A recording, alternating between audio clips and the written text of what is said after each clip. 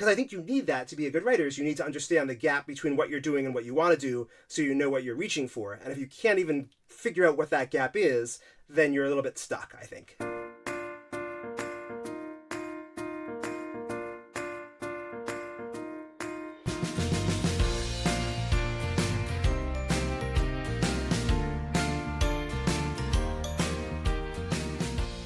This is You May Contribute a Verse. I'm Brenna Jeanneret, author of the newly released The Law of Birthdays, illustrated by Maria Condra from Cardinal Rule Press. I'm joined by my co-host Josh Monken, dad, kidlit author, and science communicator, who only rarely talks about his day job on the show, and podcast wizard Jon Seymour, author-illustrator of A Morning with Blueberry. And that was our guest, Jacob Sager Weinstein. We chat about how bad penmanship directly led to Jacob's television and then writing careers, including the Dennis Miller live show. And you'll want to stick around until the end, because Jacob is our newest contributor to the Dead Manuscript Society. Here's Jacob's verse. Welcome to the show. I'm so glad that you agreeing to come on with us. Like my son and I know that I told you this in the message that I originally sent you. We love Lyric McKierrigan, Secret Librarian. Well, thank you. Yes. Thank you very much. No, that means a lot to me. I really appreciate that. It's always, I still, in the back of my mind, have the idea that the whole writing thing is a hoax that the publishers are playing on me. So the fact that, like, people, anytime you hear that somebody actually has the book and reads it, I'm very excited. Yeah, right. Well, if I had known, I would have taken photographic proof. I would have sent it to you so you could see. Like, it was... My son requested it. It was, like, nightly for, like, a month. Like, we just... he, like, could not... That's great. Yeah, he could not get enough. Like, he loved that. And I think... And, shoot, I can't remember the illustrator. Can you remind me? Vera Brosgol. Yes. Oh, my gosh. And she's amazing. She is incredible. Yeah. Her stuff is awesome. But she's in Portland, right? I think that's right. I should know, but I'm pretty sure she is, yes. That's okay. That's unfair to assume that you would know where every illustrator lives, but I'm pretty sure she was in Portland because we read the back of it. So I lived in Portland for 2 years. My son was born there. And she dedicated that book to the Multnomah Library. And I was like, oh my gosh, amazing. Yes. I'm like, I've been there. I know that library. I used to walk there after work. Yeah. So very cool. Oh, that's very neat. Yeah. For the record, Brenna, Jacob also didn't know where Charles Santoso lived. So, you know, we got some gaps in our that's how two far strikes into illustration already. I know. Actually, I track every single kidlit writer and illustrator, but I'm overcompensating. I'm acting cool like I don't know. Oh. just out of frame is like the big private investigator board with like all the red thread connecting everybody. But yes. I don't want to seem like a stalker, so. Yeah, right. At the center... That's exactly what I was envisioning. At the center is our podcast. Right, exactly. Now it is, anyway. Mm-hmm. Yeah, oh right. Gosh. It occurs to me to conclude that unlike your history with writing for television, Jacob, there are no additional residuals if you hit so hard with a book that you write that it becomes like a nightly occurrence. So you won't get any checks from SEBWI for 3 cents. Although, so believe it or not, in Europe and the UK, you get a little teeny royalty essentially every time your book is checked out of a library.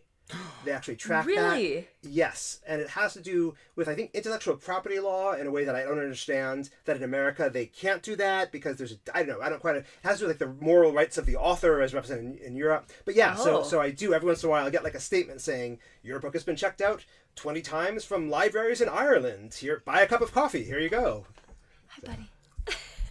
Oh, amazing. I love all of that. Wow, we have nothing like that here. Yeah. How validating. But there's nothing stopping you from sending your favorite writers 10 cents every time you read the book. Just want to put that out for your listeners. If anybody's wondering if that's okay, it's fine. Except for PayPal People are going to fees. start getting these right. People are going to start getting these heavy envelopes of dimes. Right, exactly. Thank you very much. Also, how did you get this address? Things are getting weird. Yeah. I got it from Jacob. It's fine. He's got a map, you know. Right, exactly. That's now I know I've been tracking it. Exactly. That's right. Right. To send dimes to all of these hardworking authers. Exactly. Or actually, I take 9 cents out of a dime to forward it on, so the authors get a penny, but it's better than nothing. Right. I mean, you have to get paid. You're putting in a lot of work. How the industry red thread doesn't come free. Right. No, it doesn't. Jacob, how? Oh, go ahead. You go ahead. I was going to say, what took you? How long have you been in London? And is your understanding of how British publishing or European publishing works pursuant to you establishing yourself there, or is it just through foreign rights and things? Yeah, so I moved. My wife and I followed my wife to London for a 2-year stay 21 years ago.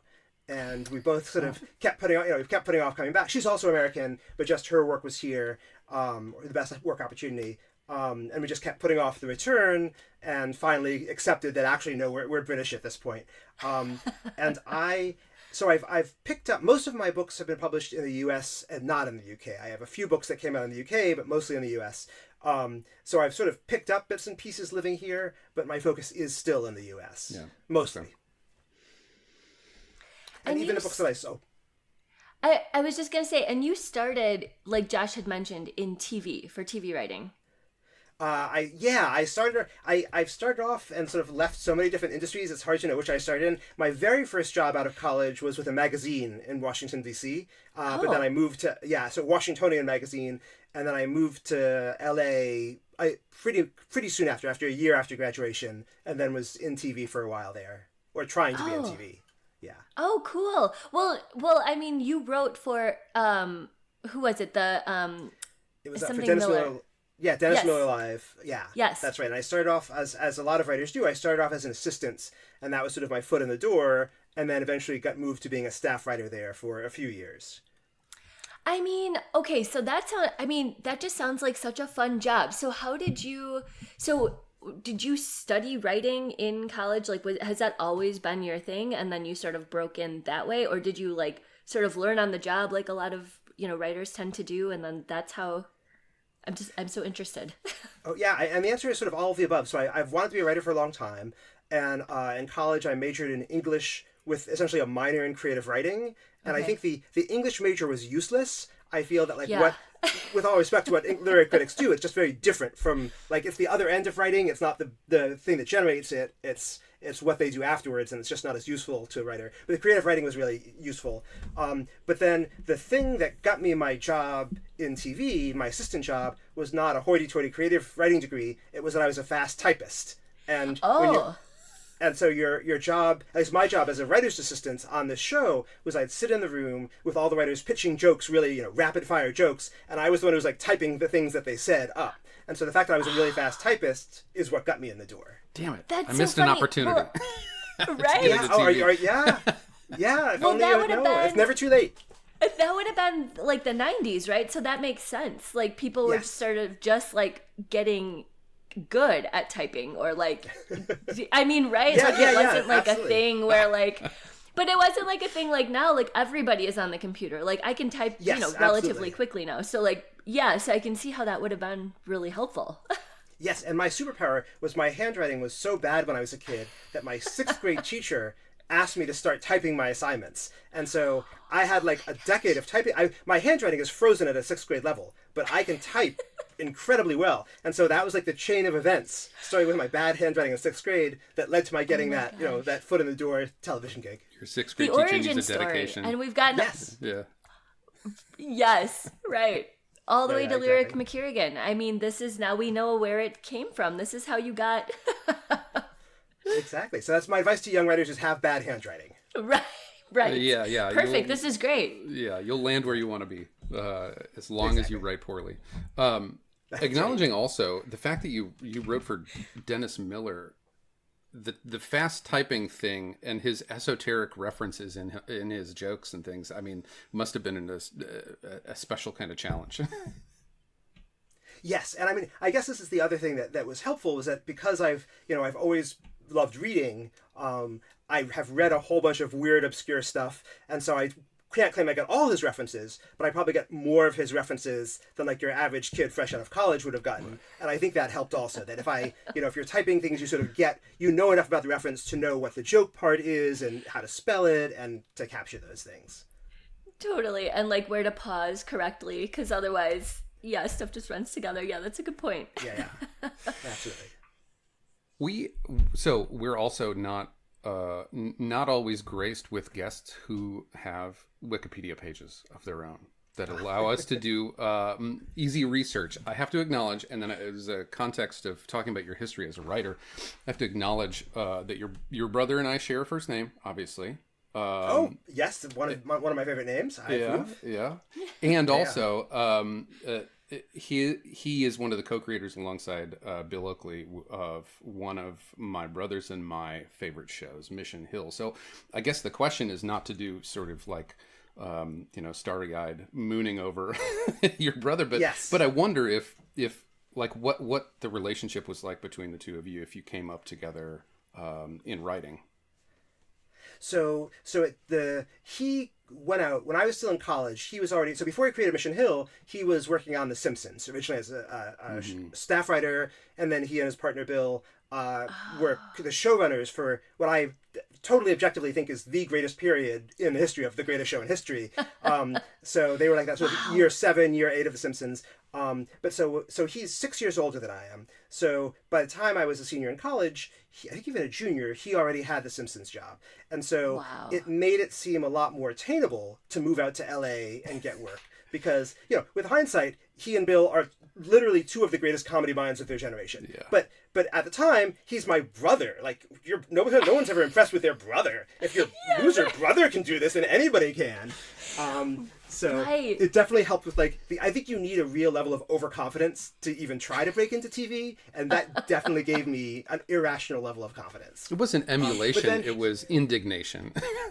Exactly. But there also was definitely emulation. He was really supportive, and he would read sort of my early, they're called spec scripts. Like if you want to break into sitcoms, you sort of write your own sitcom script on spec, and then you use that as a sample. And so he would read them, and he would not say what I would say now looking back at them, which is, this is horrible, you have a lot of work. He would just be like, I think the feedback we all give to writers who don't know how bad they are, which is, I like this thing you do on page 4. Maybe you could do a little bit more of this and less of that. And so, and he was really helpful. For those of you who don't know, the show that I ultimately broke onto was Dennis Miller Live, which is, it's like a talk show. So it's very much like joke. There was no story. And I ultimately realized that the very tight story construction of sitcoms was not for me. So, and actually, there's a moment where tell me if I get too much into sitcoms, because obviously this is not the focus of the podcast. But surprisingly, we do talk about sitcoms a lot on this podcast. Okay, yeah, excellent. So please carry on. Okay, great. So when you're trying to break in, you and your fellow aspiring writers are circulating often unproduced manuscripts or unproduced scripts or spec scripts that other people broke in with. And I remember somebody gave me a spec script. This was for Seinfeld, just to date myself in case I haven't already. Amazing! I talk about Seinfeld on here all the time. So this was a spec script. So it wasn't an official Seinfeld script. It was something that an aspiring writer wrote. And the person gave it to me saying, this guy, he got a job immediately as soon as the script went out. And when you read it, you'll get it. This is just like the best spec script I've ever seen. And I read it, and I didn't understand what was so good about it. And that was a sign for me that maybe this was not the right field for me. If I can't see what everybody else sees is so good, then maybe I don't... Because I think you need that to be a good writer. You need to understand the gap between what you're doing and what you want to do, so you know what you're reaching for. And if you can't even figure out what that gap is, then you're a little bit stuck, I think. Yeah. When you think in terms of act breaks. That's a really good point. Yeah, exactly. And all those things, and story structure, and all the stuff that's so important, especially in sitcoms. Yeah. Wow, interesting. I mean, I feel like I have so many takeaways. So first, overconfidence and bad handwriting. That's how we get to TV. Exactly. Yes. Exactly. Yes, absolutely. And then, okay, so let's keep going, because I have a checklist here of what I need to get to where you are. So, okay, so how did you get from TV to picture books? Because what's the next box I need to mark? Yes. So, okay. So, sorry. So the way I always think about my career, there's a scene in one of the Pink Panther movies where Peter Sellers is trying to break down a door, and he hits it so hard that he runs into the room and then keeps running and falls out the window, and now he's out of the room again. And I feel like this is my career, that I keep breaking down doors and then sort of accidentally breaking out. So amazing. Yes. So I thought I wanted to be a sitcom writer. And while I was trying to do that, I got the assistant job for Dennis Miller, and then got the comedy staff writing job. And it was an amazing job, and I knew how lucky I was to have it, but I really wanted to tell stories in some way. And when you're writing joke after joke, there is no story. And I also, more than now, but I think with sort of the arrogance of like a early guy in his early 20s, I wanted to be immortal. I wanted to like create something that the world would remember. And when you're writing for a political talk show, you're writing jokes about the stuff that happened 5 hours ago that nobody's going to get 2 weeks from now. So at that point I was interested in screenplay writing, was sort of the thing I thought I wanted to do. I thought I was going to be the next great writer-director. So I spent a lot of time trying to break into screenwriting. And so as it happened, so during my 3rd year as a staff writer at Dennis Miller, my wife got this job in London, working for Transport for London. And she had followed me to Los Angeles. It was my turn to follow her. So I decided I was going to give up this amazing TV staffing job and just jump to the unknown in London.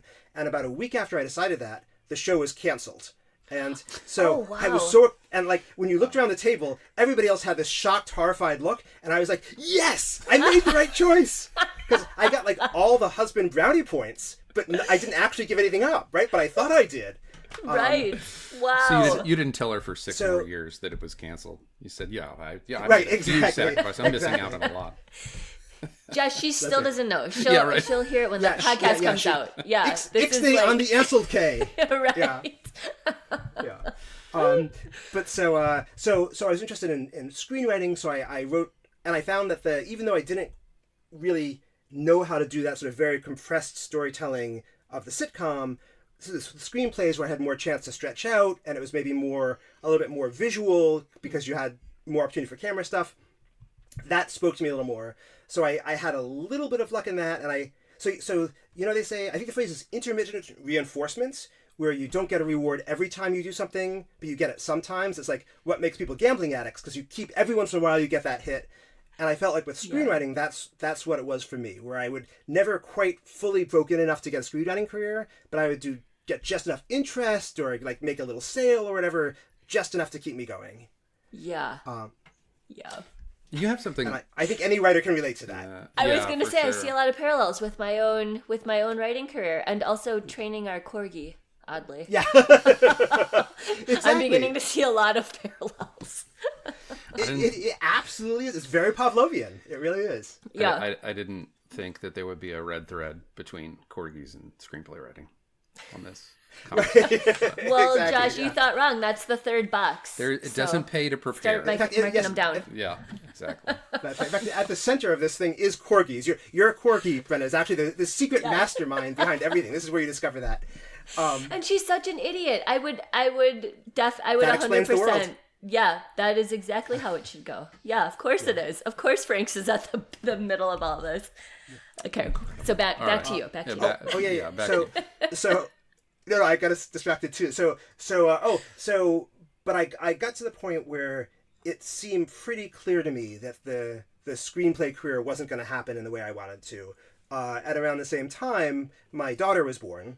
And I think a lot of authors have this as the origin story, that you start rereading the picture books and the kids' books that you loved as a kid and appreciating them with new eyes and recognizing the craft and the artistry of them. And it also happened that I had an idea for a middle grade novel set in London, just from sort of wandering around the city. And so all those things came together, and I became very interested in writing for kids. And cool. But it very much felt like I was, like you're turning a tanker at sea, where I'd spent all these years focused on this, trying to get my, and then there's this really, and some of the things that I learned from screenwriting and TV writing applied to kidlit writing, but then all the connections I had made, everything I learned about the business, some things I had to unlearn that just didn't apply, and so it was this huge, slow process of feeling like I was going to get this new career going. I imagine your early drafts of your middle grade novels were like chock full of esoteric political references and things. You just had to break that out. Well, I gotta get Dennis Miller out of my head. So that actually was in a way easy to unlearn. The hard part was because when you write for TV and for screenplays, you get trained that you can only write what people can see on the screen. You can't write interior stuff. Right. Unless you're doing a voiceover, which always is a little cheesy. So my very first draft, I never actually said anything about my character's feelings. I'd have them like smile or cry. I talk about the exterior stuff, but I was totally exterior. And I'm gonna for the Dead manuscript, I'm gonna read you an early draft of that, and you'll see how sort of weirdly distanced it is. And it took me a long time to be able to get inside a character's, or to let myself get inside a character's head and express things through their eyes rather than through some sort of neutral camera's eyes. Yeah. Oh, interesting. That's so, yeah, that makes a lot of sense. And it's so hard to, I feel like you sort of as a writer come at it from one side or the other, because like a lot of people are too interior, and you're like, can you, like, we had Pat Miller on recently, and she's like, yeah, I tried to write a middle grade, but because she's so in the picture book realm, and she's so good at picture books, right, and letting the illustrations speak for her characters, she's like, yeah, I sent it off to a, like a peer, a critique partner or whatever, and they were like, Pat, describe something already. Like, what is going on? Like, please, So, like, it's very interesting.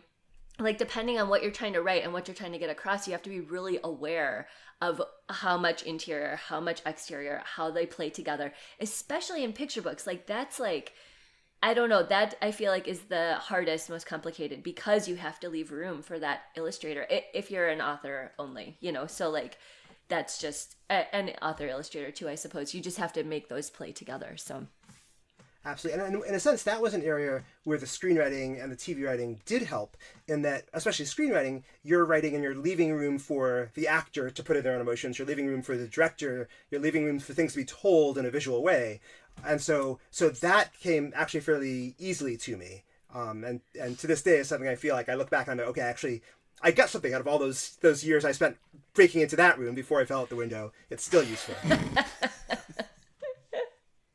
I love that metaphor of falling out the window. Yeah. I love it. Yeah, I will try to. I'll send you, if I can find it, I'll send you a YouTube clip of that to put in the show notes. And then if people want to hear the podcast, that will sum up my career in 5 seconds. Maybe that's the title of this episode: "Falling Out the Window" with Jacob Sager Weinstein. There you go. Absolutely, it's perfect. Definitely. Yeah. I think in terms of my own writing, in beat creation and joke curation, I don't write for TV, and I never will. I can't imagine at this point in my life and my career. But I try and think in those terms of setup, payoff. I mean, to your point, what I'm trying to get at is the transportable thing for writing for Dennis Miller, writing for whatever TV show is, there will be points at which you say, like, this is a attention bit, this is a laugh bit. I like to translate that stuff into writing my picture book manuscripts wherever possible and curate the joke. How do you feel about that, or how do you approach the joking, the amusing stuff? So it's interesting. Some of it is conscious, but some of it. So something I learned early on is that so when I was a kid, I used to like making jokes, but usually my jokes were bad puns, and people would like groan or they'd hit me because these are 9-year-old boys. And I learned that often when I actually did get a laugh, it was when I was just observing something about the world that seemed interesting to me, and then people would laugh at it. And so I feel like there's a comic angle that you sort of discover for yourself, a certain way of looking at the world that everybody has that's different for everybody. So often the stuff that people find funny in my books is not necessarily, sometimes it is, but sometimes it is not stuff that I meant was funny. It's just, I thought, this is how I see the world, or this is interesting. And it's just at that angle that ends up getting a laugh. Yeah. But so it is, but there are things that I do think of as specific jokes, as sort of the setup and the punchline. And the it's interesting that you say curate. That's a really good word, because one of the lessons for me from writing for a TV comedy show is we would write over the course. It would start with like a maybe 10-minute opening monologue, 5-minute probably. And for that monologue, I would pitch like 100 to 200 jokes a week, and there were about 10 writers all doing that. So we were pitching like 1,000 jokes, of which 10 would go into this monologue. So for me, yes, out of the 100, 200 jokes that I wrote, if 3 got into the monologue, that was an amazing week for me. That was really like, I killed it that week. So one of the things I've learned is that comedy is sort of a volume business, where sometimes when I'm trying to come up with a joke or a gag for like, I cannot come up with a good joke for this spot. What I can do is come up with 10 jokes and then figure out which of those are the 9 bad ones, and then which one will come in. So sometimes I know immediately what it is, but sometimes I just have to say, okay, I'm going to sit down and write a page of stuff and take whatever I think is best. Yeah. That is so, yeah, I feel like that is so spot on. Like what you said about it being like a volume of, like, you have to have this volume of jokes and sort of, or like angles, as you said. Because, so being funny is so subjective, right? But if you really commit to the way that you see things and that angle, like you were saying, you know, like it will resonate with people, but it's still, like you said, I think it still is sort of a numbers game, like a volume game, like you're saying. And this is really interesting. So I listen to the Office Ladies podcast because I love The Office, and they have this podcast now where they rewatch the show and then they talk about it and whatever. But they're always talking about the writer's room and how amazing the writers were. And then they had this thing called the candy bag. So it was like whatever joke they had like 10 pages of other jokes that they could put in there. And they will often, you know, read off some of them. And some of them are hilarious. And then others are just like, whoa, like you way missed the mark here. But whoever wrote that, you know, thought it was funny. It was coming from their sort of like angle of story. And so in another universe, you know, in another timeline or whatever, that is the joke. That is funny. But it's like you have to get to that volume of stuff to sort of whittle it away. And I very much appreciate you like sort of shining a spotlight on that as somebody who likes to write funny. And I feel like it's so hard to resonate with people in that way. So yeah, that's a really good tip, a really good way to put that. It's time for this week's book reviews. John's review this week is for Stay Wild, My Child by Mandy Archer, with illustrations by Shane Crampton. It's a sweet picture book tale about knowing when to follow the rules and when it's okay to let loose.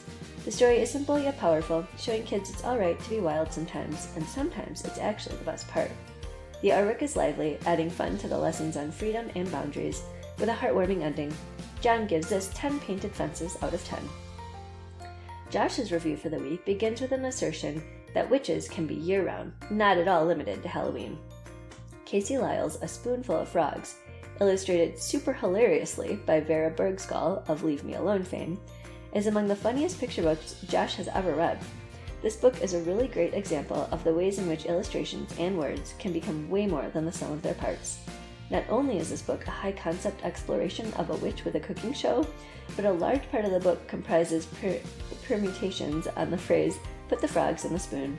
The chase that ensues from the frog scooping challenge is so endearingly frustrating and laugh-out-loud funny to read that it's a masterclass in pacing and tension building. Vera and Casey, come on the podcast sometime, please. Yes, please do. We'd love to have you both. And my review this week is Summer, A Solstice Story, written by my PB Spree pal, Kelsey Gross, and illustrated by Renata Liwska. What a joy this book was to read. Kelsey's dreamy descriptive language pulls you in immediately. The reader can feel the long yellow rays of sun and the lasting light, while the loving wish refrain feels like a warm hug reaching through the pages. And Renata's magical illustrations are the soothing thread throughout. Don't forget to get your own reviews and library requests in. It's the #1 way to help an author's sales. Community shout-out time. Love the podcast and want to help support more great episodes like this one? Check out our Patreon and choose the tier that works best for you. Grab some cool podcast swag, or give a community shout-out, or even leave us a review.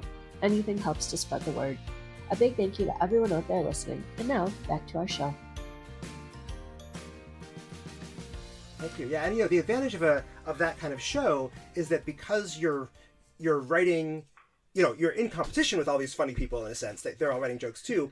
But at least on Dennis Miller, every joke we wrote would get read to the whole room. So it wasn't me sitting in my office saying, okay, which of these 100 jokes are the best? I would just write them, and then if people laughed, they laughed. And it's really hard when you're writing books. You don't have a panel of kids in your kitchen. I mean, you may have your own kids, but nobody's kids ever think they're funny. I heard Tara Lazar talking about that. Yes. So it really, you have to have developed that intuition somewhere else, and then just hope that you're right in what you're choosing for your own book. Yeah. Yeah, no, totally. So how did you, was the middle grade that you were working on in the London setting, was that your breakout kids book? Like, was that the one? And then sub question, how did that lead to your agent? Because I know some of the backstory for how you and Joan connected, which I think is such an amazing story. So if you could tell us, like how that happened, that would be great.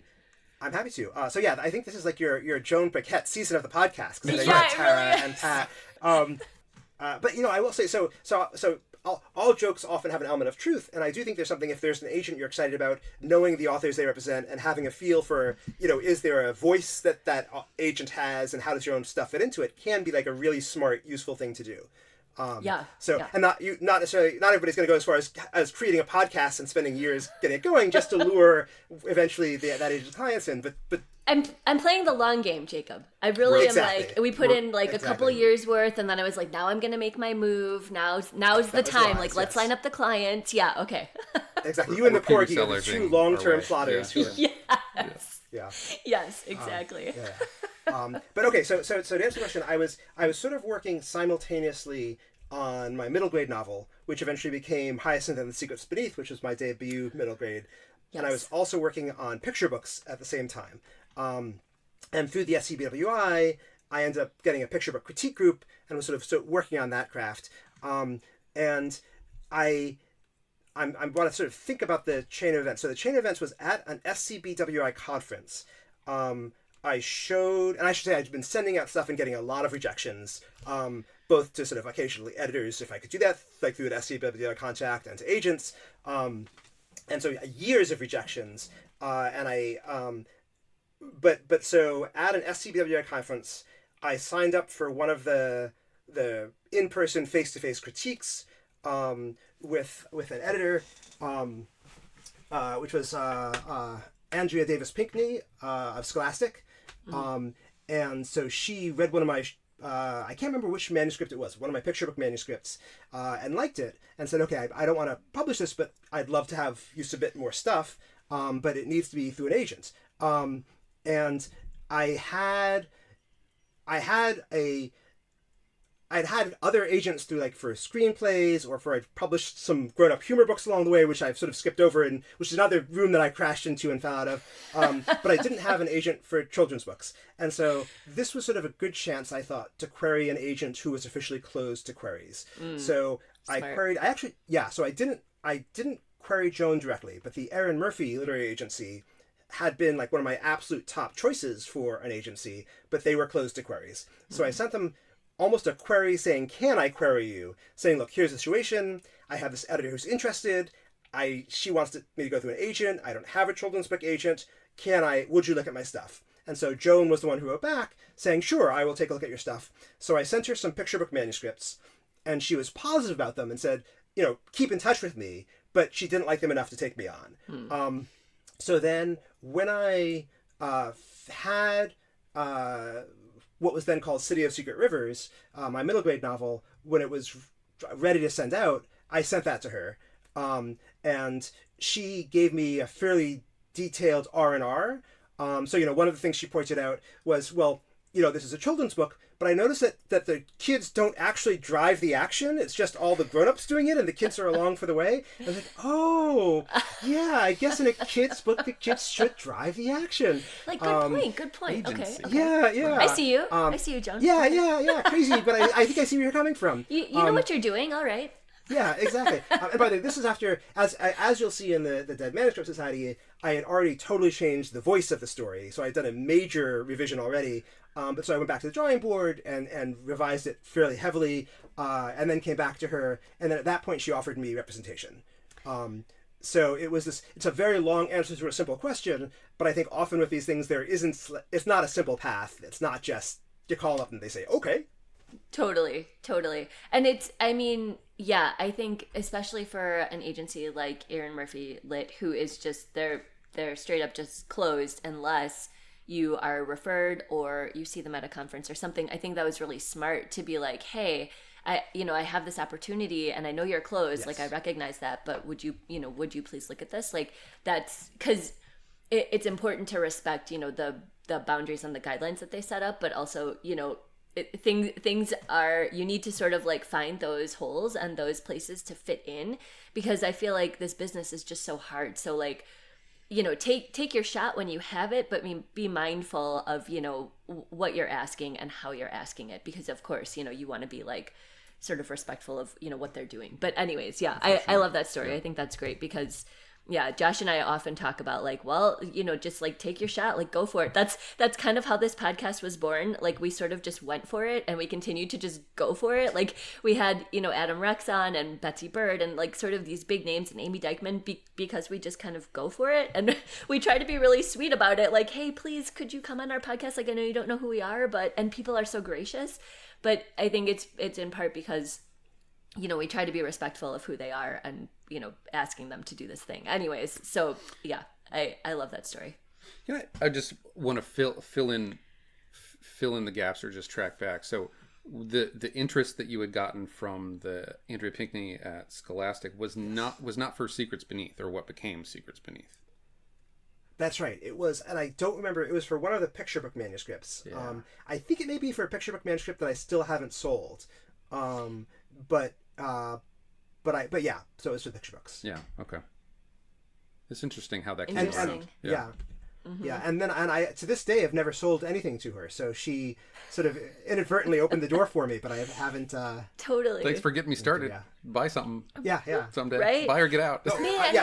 No complaints. I mean, it was Yeah, such right. an incredibly generous thing Right. and such a Right. kind and supportive thing, so I have absolutely no complaints. But man, I feel like it goes to show at the publishing industry, like you just never know like how things are gonna like fall into place. Like everything you do, every piece of writing, every contact, every networking piece that you do is all like part of the bigger puzzle that just like doesn't ever fully reveal itself. You're just sort of like blindly walking on these stones like Indiana Jones style, right? And you're like, okay, I like, you know, I like hit the jackpot here, like this was great, or like, you know, I thought this was going to be amazing, but it's a dead end, but then like secretly it like, you know, helped you get your agent. I don't know, it's inspiring, I guess, and for anybody listening, you know, like it all adds up to something. Like it's all gonna play a part at some point. Like you just have to continue on the path, you know. As long as you act like Indiana Jones. Exactly. I mean, I would. The only caveat I would give is I think you definitely have to continue on the path as long as the pursuit itself is meaningful. That I think that something I have seen. And actually, so the reason that I stopped pursuing screenwriting was I knew people who had like a little bit of success or almost success who stuck with it past the point where it made them happy and who became sort of embittered. And there are also people who pursued it and it didn't happen and they were totally happy with the choices and they just loved the pursuit. But I saw myself heading down the bitter path. I saw that I wasn't making it the way I wanted to. And I was sticking with it, not because it was meaningful, but because I didn't want to admit that I was frustrated and that it wasn't happening for me. So I always say pursue whatever your dreams are as long as the pursuit itself makes you happy. But that if you get to the point where you're finding the pursuit itself is embittering you or bad for your mental health, then pursue the dream of a happy and meaningful life, but maybe take a break from like the specific career pursuit that you think will get you there. Even if it's just to catch your breath for a little while. Yeah. Totally. Yeah, like when we talked to Charles Santoso last week, he has a sticky note on his computer that says, "Don't forget to love it," which That's wonderful. That's Yeah. Right? sweet. I just love that because it's so, I mean, it's 100% true. Like if you don't, this industry is just so brutal. I mean, it's, you know, 95% rejection. It's like very little, you know, like reward or, you know, like very, very few things actually get out into the world. It's like a miracle every time anything is published, you know? So like, if it's not something that actually brings you joy, if you don't genuinely enjoy it just to enjoy it, then it's, I mean, yeah, you're going to go down that bitter path real quick. And I think even if you do really enjoy it, it's a good reminder to just, remember to love it. Like remember to do the thing that you really like about it, because it just, it can get so overwhelming. So Yeah, definitely. So were you, what was the level of commitment that you were willing to put forward? Was it, when you were embarking on this process, was it, I'm going to travel from London to the US to go to these SCBWI conferences level? That's a big commitment. Yeah, and actually this is usually the path that I recommend people take, is I joined my local SCBWI, which was the London SCBWI. And because London is like New York, it's a capital of publishing, I mean, that was great. But I think SCBWI is probably great wherever you join it. And then as I was sort of simultaneously pursuing agents in the US and the UK, and I was getting rejections, but the rejections I was getting from the US were a little more positive. And at one point, a UK agent sort of point blank told me, look, your sensibilities are really American. Don't waste your time querying us in the UK, focus on America. And because she was British, she said it in a much nicer, more understated way, right. But that's the American translation of it. She actually even swore a little, but because of the accent, right. It sounded really nice. You were like, oh, wow, thanks. Exactly. This is rubbish. Yeah, exactly. Yeah, exactly. It's pants. I'm like, oh, is pants good? But so... right, you're like, hold on, let me look that up. For our American audience, pants is not good. right, exactly. But so I got to the point where I felt like that, and there's certain things that are universal that you can learn about story construction or good characters or things, or sort of things that are true about the industry on both sides of the Atlantic. So I learned a huge amount from the UK SCBWI, but I did get to the point where I felt like I had sort of plateaued in what I could learn from my local one, and that's when I went to the American one. And it absolutely was a level of commitment and dedication, but it was also, I want to be honest, a level of privilege that, not everybody can afford to buy a ticket to go to New York or LA.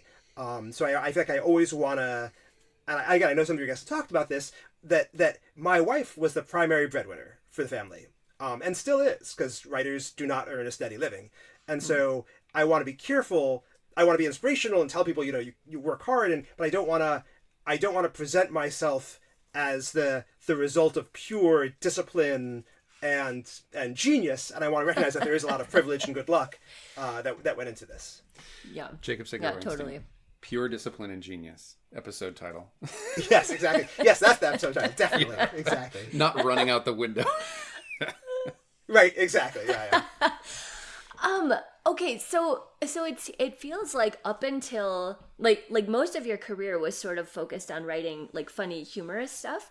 So yes. We were lucky enough to read What Rosa Brought, and it was Jacob. That's a beautiful book, and it was so like there was so much heart in it, and it was so well done.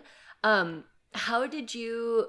I mean, that feels like a book that was sort of in the back of your brain for a long time.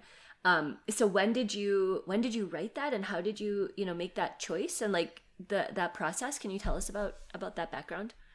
Yeah, absolutely. So the book is it's based on the true story of my mom's childhood in 1930s Vienna. She was born in Vienna in 1935, and that is not the best time and place historically for a young Jewish girl to be born. So there's bad choice on her part. Places. But yep, exactly. But so I sort of grew up hearing the stories of some of the things she witnessed. Some of she was 4 when they left, so she doesn't remember a lot. But also the stories she heard from her parents as she got older. So it was, I knew those stories pretty much as long as I can remember, and for a long time wanted to write about them, but couldn't quite figure out how or even what I wanted to do with them. And for a long time, I thought it would be maybe like an article or essay for grown-ups about the experiences. But then when my kids got to be, I guess, about 6, it's sort of 6 or 7, 5, 6, 7, it's the age where you sort of need to start teaching them about the horrible things in the world, but you don't want to traumatize them. You're not going to jump straight to mass murder, but you need to sort of start introducing them to those concepts. And we had this story in the family that was perfect for it, because they knew their grandmother was alive and survived, so they knew it had this happy ending. And my mom got out in 1939, so she saw a lot of the horrible things, but she was out before the mass murder really started. And because we had that story, it started the conversation for us. And it was definitely not the last thing they needed to learn about the Holocaust, but it was a good first thing. And that started me thinking that planted the seed that, I happen to have the story in my family. Not everybody has that story in their family, but but all parents, I think, do have a responsibility to teach their kid about hatred and where dehumanization leads. So I thought that the story was useful for me. Maybe it could be useful for someone else. But it took a long time to... So I guess it was about 2018 or 2017 that I started writing the draft. And even maybe even particularly with a true story, it can be hard to shape that and craft that into a coherent narrative. So I worked with my picture book critique group and went through a bunch of drafts, and ended up with that. But it was and is a departure that a lot of my stuff is goofy things about superhero librarians and giant pigs in the sewers of London. And so this was a much more personal and serious book than I had written before. And I still often get emotional when I think about it, or when I have to sort of, think about every time I would reread it for proofreading or whatever, I'd get emotional. And I haven't figured out yet whether this is just one thing that I do when I go back to the goofy books, or whether this is sort of, I try in the future to maybe integrate some of the seriousness and some of the goofiness. I don't know. I'm still figuring that out. This is the new Jacob. The tear-filled, exactly. emotional, serious Jacob. Rooted in history, Yes. Jacob. Yeah. Yes, yeah. Did you feel like while you were writing it, because I mean it quite clearly is like emotional, it's intense, it's very like that through line with the grandma and the cat, I mean both of those, I just was like, no, Peter, like come on, like he doesn't come back, I am in the middle of writing a true, like based on my personal life, a novel in verse. And it is emotional in a way that I feel like I have to take breaks from it. Like I have to put it away for a while, because I get so sort of like engrossed in it and start to sort of like relive some of that stuff. And a lot of it is great. It's based on my college years. So it's great, but it's also based on like, a lot of heartbreak and sort of like, that coming of age stuff that just is like really intense. So so I've had to take a lot of breaks, and when I do that, I walk away from it, and then I slingshot back hard to like my funny, quirky stuff, because I'm like, okay, this is where I feel good, like I don't have to think about that stuff, I can just like, there's a lot of levity there. So did you find yourself having to do that also? Yeah, definitely. And I found that at any time I'd have to interact with the book at all, even after I wrote it, again, when like some of the art would come back and I'd have to comment on it or anything, that I was done for the day, that like there was no other writing that was going to happen for the rest of the day. Yeah. I would go play video games or whatever, and it was just done. So yeah, it's definitely a hard thing to balance, and I'm always sort of amazed at writers who really stick with that. And I want to be very careful not to deprecate comedy, because I think comedy is incredibly important and in some ways harder than serious writing, or hard in a different way. Yeah, but agree. But it's in terms of the toll it takes on me personally, like I don't think I could write another Holocaust story.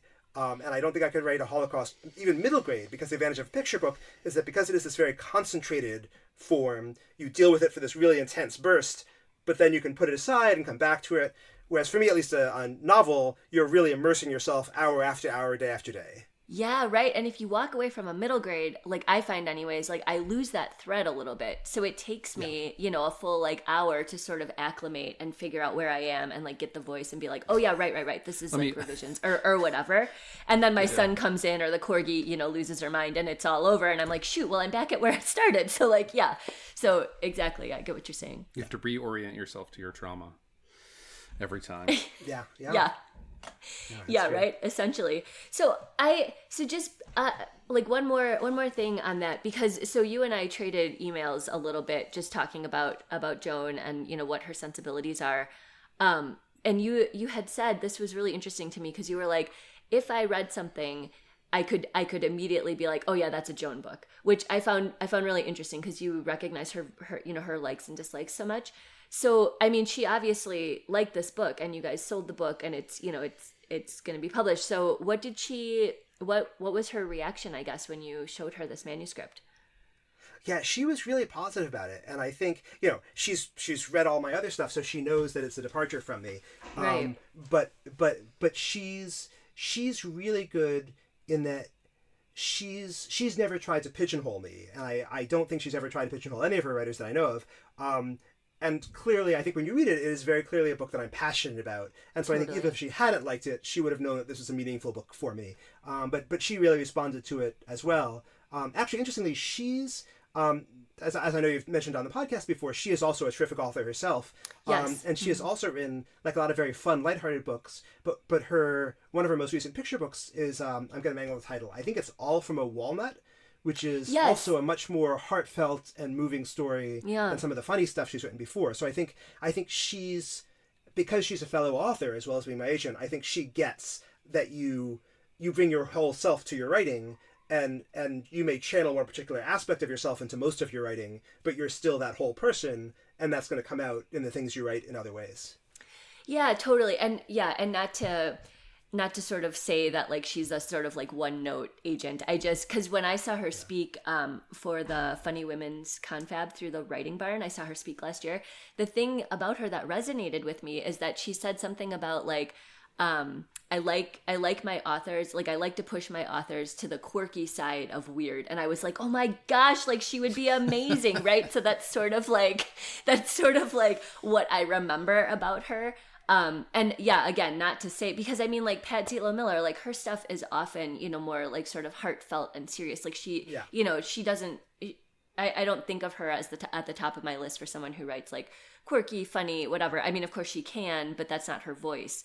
So anyways, yeah, I just wanted to, I wanted your thoughts on sort of like where that landed, because I know you had said, right, you could pick out like a Joan book, and I just thought that was so interesting. So yeah.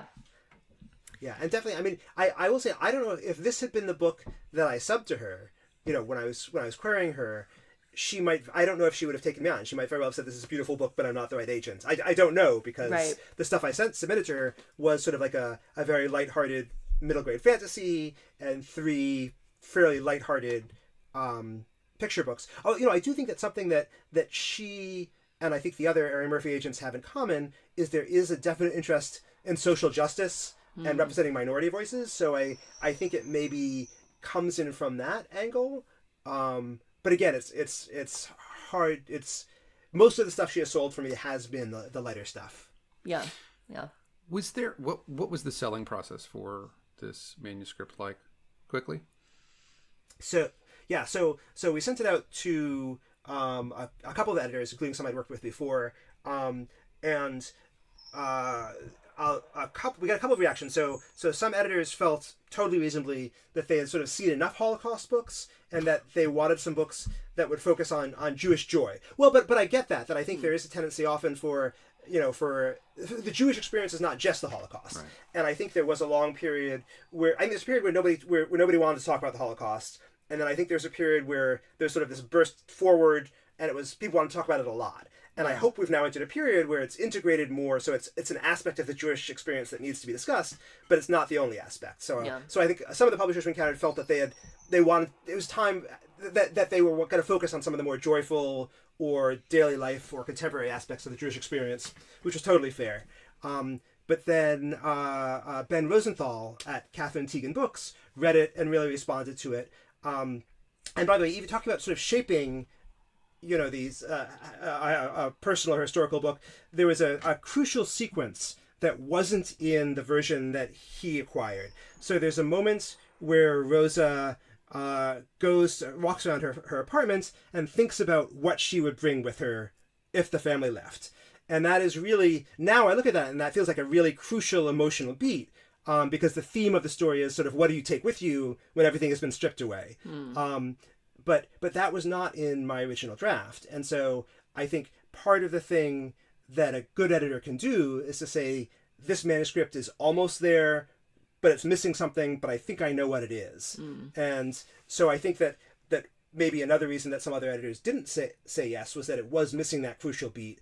And for whatever reason, they didn't know how to bring that beat out. But Ben did. And so he acquired it and sort of worked with me to bring that out. It's such a good example. It's such a refreshing example of editorial vision that I love to hear. It's less about how do I sell this? Like, how do I make money from this artistic commodity? And what do I see for it? I mean, kudos to Ben for his vision. It's really nice to hear. There's a level of caring that goes into this industry that we don't explore enough, I don't think. The people that are publishing these books are trying to make money for their businesses, but also because they really deeply are interested. I feel like it's really nice insight too for what it actually means when someone says like, I don't have a vision for this. Like that is a true statement. Just because we hear it so often, it's sort of like, oh, whatever. Like they say that to everybody, you know what I mean? But it is right because it's not right for my list. I don't have a vision for this. Like those are things you hear a lot. But when you hear a backstory like that and sort of fill in the gaps a little bit, it's like, no, okay, that is true. Like they just couldn't see it, right? Maybe it was missing that emotional beat and they just didn't know what it was. And they were like, look, this story is great, but I don't know what else to do with it. So like, and that's fair, right? Because it wouldn't have been the story that it is now. So it needed that editor who saw that emotional beat to put in there and sort of work with you on it. And like that, I mean, it's another sort of inspirational moment where it's like, okay, some insight, is always helpful because editors and agents don't have the time to be like, it's not right for my list because like I thought it was amazing and blah blah blah. It's like that that takes another 5 minutes out of their day where they're like swamped with queries, so they can't always do that. So I appreciate you filling in the gaps for us a little bit. Oh, good. Well, happy to do it. Yeah, and it ends up, but it means sort of something that goes along with that is that sometimes it's a good thing that an editor says no, because if an editor acquires it and something's missing and they don't know what it is, then you're almost worse off because now you can't get it to the editor who might have known what that thing it needed was. That's a really good point, because then it's sort of dead in the water. You're like, well, great, like now nobody has a vision for it and I can't query it anymore, and it's like, it's over. So like, yeah, no. So will you read us your done manuscript? I'm so excited to hear this. And thank you so much for being a part of it. Like, I understand how vulnerable it can be to share that stuff. And I always appreciate when authors are like game for it. And we we don't always have guests that have like the wherewithal to Chekhov's gun, like a reference to how good their manuscript is that they're going to read at this portion. So thank you for planting that seed. Of course, yes. Speaking of tight story structure, at the end of Act 1, I planted that. Yes. Okay. And so what I was actually thinking I might do is read like the first maybe 3 paragraphs of my first sort of distant voice draft, and then read the equivalent in what actually I end up publishing, so you could hear the difference, because I think that amazing. That emphasizes how bad the first draft was. Okay, so The City of Secret Rivers, Chapter 1. History tells us that in 1848, the Victorians suddenly embarked on a series of massive engineering projects. They filled in the north bank of the Thames, they dug up the entire city, laid down hundreds of miles of pipes, and buried them again. History tells us they did all this because, after years of dumping its sewage into the Thames, London was visited by something called the Great Stink, a smell so foul it called for desperate measures. History, alas, is a liar, and frequently drunk. You will need to remember that fact if you are to make any sense of what follows. And by the way, I don't know if you could hear it, I sort of thought I was writing like Lemony Snicket in that. In that sort of very arch, but it's just not, it's like, it's bad Lemony Snicket as opposed to... I love that history tells us. That's great. Like, that's... Yeah.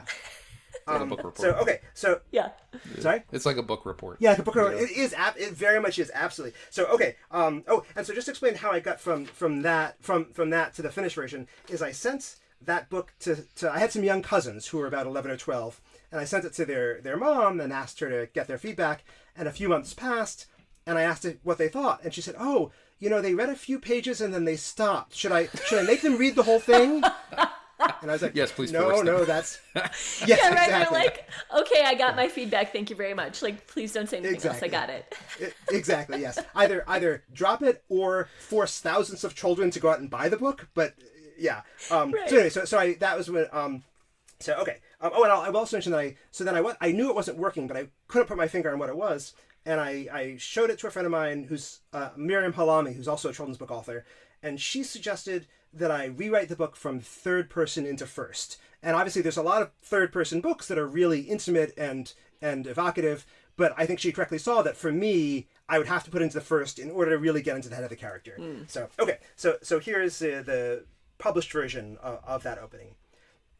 Hyacinth and the Secrets Beneath, Chapter 1. In 1848, London smelled awful. I'm not sure why this surprised anybody. If I had been around then and somebody had said, Hyacinth, if every toilet in town flows directly into the River Thames, will the city smell like a rose garden and a chocolate factory? I'm pretty sure I would have said, no. But apparently it was a big surprise to the Victorians. They called it the Great Stink, and at first all the members of Parliament ignored it. Then the stink reached Parliament, and when everybody finished running and gagging out of the building, they figured maybe they should do something about it. So that's what it became. Yeah. I mean, I think she was right on about changing it to first person. Like, and it's such a middle grade voice, right? That's such a middle grade, like, reaction. Like, yeah. Like, hello, right? Like, very 13-year-old, like, obviously.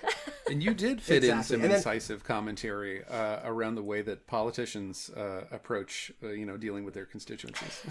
Oh, thank you. Yeah, that's true. That's the old Dennis Miller. Yeah, it is. Yeah. But so I had to rewrite every single sentence in the book, and the structure stayed mostly the same at that point. But I had to literally rewrite every single sentence to stop being bad and boring. Oh my gosh, though, can you imagine? Because like I've had to do that with a picture book, right? Because you're like, oh, like picture books.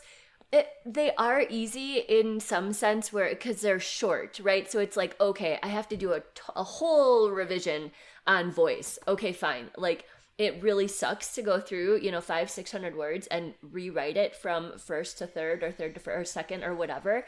But rewriting a full middle grade from third person to first person, I mean, yeah, you have to really be committed and like love that story. Because I've written some picture books where I'm like, yeah, like I'll revise, like a handful of times, and then I just am like, I don't have it in me anymore. I'm like, this isn't working, and I don't like it, and I don't want to do it anymore. Phase, so right? I just yeah. But and middle grade, I feel like it's so much easier to do that, like to just like get like be over it, because you're like, oh my god, like it's so long. So like if you don't really like it, it's not gonna you can't get through those revisions. It's gonna be like really tricky. So yeah, anyways, that's a big feat. That's kudos to you. Way to go. Oh, thank you. Yeah, at that point I had spent years researching it and writing it already, so I was sort of, it's like the Vietnam syndrome. You've poured so many resources into it, you can't withdraw now. So yes, the some cost fallacy. My husband and I talk about that all the time. Like, I've invested so much into this, like I have to see it through. Yes. Don't compare your manuscript to the Vietnam War, though. Oh my gosh. Well, this exact point is exactly why you will never see me write middle grade. I do not have the endurance to see those revisions through. I barely do for picture book manuscripts. So well, kudos. You don't have the time either. You just don't have the time right now. Like, picture books are your like sweet spot. Yeah. And I mean, this comes back just to sort of the point about privilege, which is, I was at that point, I've always described myself as like a part-time writer, part-time dad, and because my wife was the primary breadwinner, I had, I was doing some of the childcare but I was also had a couple of hours a day where I could do this. And so that is a luxury. And again, I'm happy to take all the kudos for being dedicated to seeing it through, but I had that luxury and not everybody does. Yeah. So. Yeah, totally. Jacob, thank you so much for coming on. This has been like really insightful and just like fun, and yeah, I really appreciate you coming on and doing the show with us. The hour has evaporated. Well, thank you. It's been my pleasure. Yeah. Thank you for having me. Yeah.